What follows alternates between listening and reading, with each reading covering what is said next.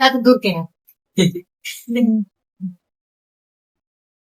সাথে আমার ভাইয়া আছে, দুই ভাই আছে আমার বোনের সাথে, যার সাথে গিয়ে দেখি আমার মা আমাকে নদী কি পাঠিয়েছে, দেখে নিয়ে আসেন তো দেখতে মনে হলো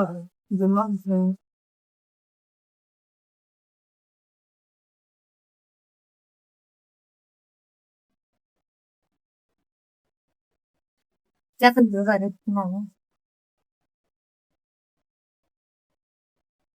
দেখেন কতগুলো ফুটি লুচি, আল্লাহ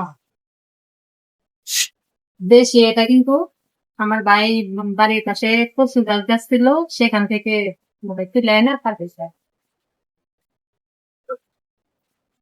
দেখুন হাতে কি কি কি পাঠাইছে। ও, এগুলো চেনেন আপনারা? এগুলো মানে আমগুলো দিয়ে আমি বলে আর কি কান্দায়।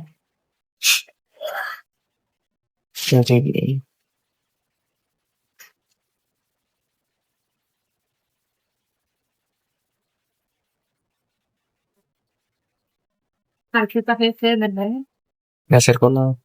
কাঁচা কলা, মানে এগুলো বাচ্চা হয়ে গেছে আর এখন রাইখে দিতে এগুলো পাইতে যাইবে করে দিলাম।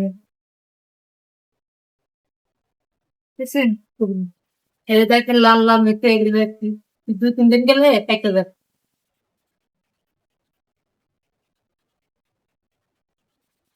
মুরগি।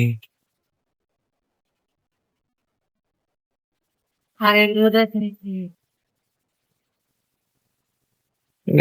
ভিডিও এগুলো পলাশ ফল, দেখছেন? ছিল।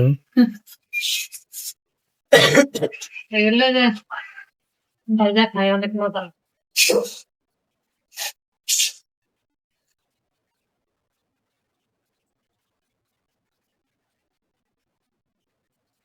আর কি জানেন?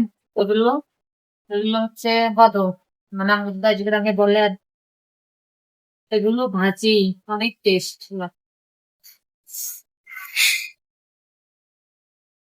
দেখেন গাছে যে কয়টা ছিল আমার মামার জন্য পাঠাইছি।